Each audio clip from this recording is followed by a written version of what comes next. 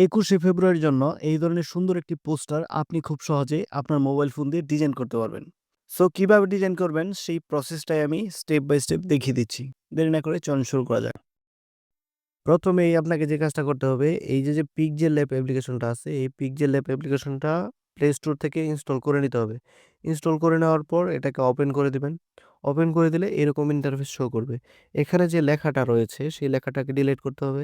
Delete করার জন্য উপরের দিকে ডিলিট বাটন আছে, এটাতে ক্লিক করে আপনি এটাকে ডিলিট করে নিবেন।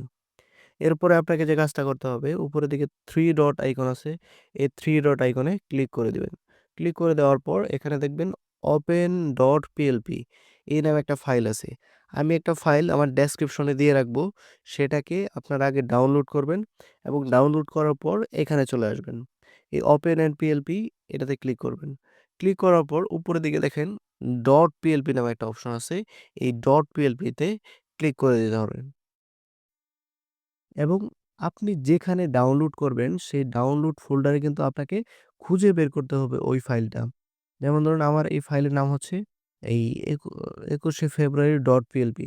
এই ফাইলটা কিন্তু আমি ডেসক্রিপশনে দিয়ে রাখবো। আগে ডাউনলোড করবেন এটা। ডাউনলোড করলে যেই ফোল্ডারে ডাউনলোড হবে উপরের দিকে দেখেন একটা অ্যারো বাটন আছে। এই অ্যারো বাটনে ক্লিক করে কিন্তু আপনি যেকোনো ফোল্ডারে চলে যেতে পারবেন। সো আমার ডাউনলোড ফোল্ডারে ডাউনলোড হয়েছে। সো আমি এই পিএলপি ফাইলটার উপর একটা ক্লিক দিয়ে দেব।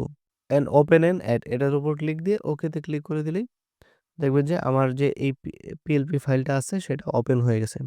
তো আপনারা জাস্ট কি করবেন, এই ছবিটা এবং এই নামটা চেঞ্জ করবেন।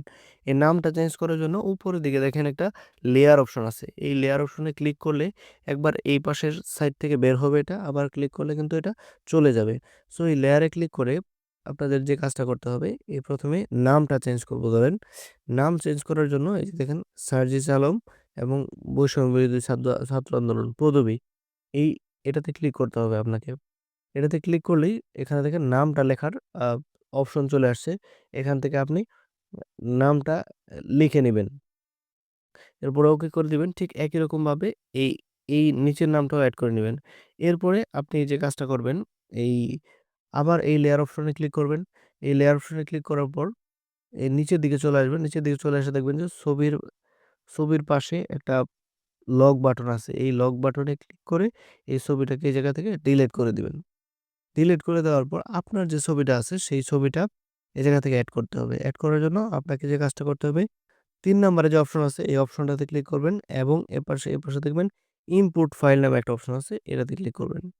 ক্লিক করার পর আপনার যে ছবিটা আছে সেই জায়গা থেকে আ আপনার ব্যাকগ্রাউন্ড ছাড়া ছবিটা এই জায়গায় নিয়ে আসবেন। নিয়ে এসে এখানে অ্যাডজাস্ট করে বসাতে হবে। এখানে দেখেন ছবিটা কিন্তু উপরে চলে আসছে।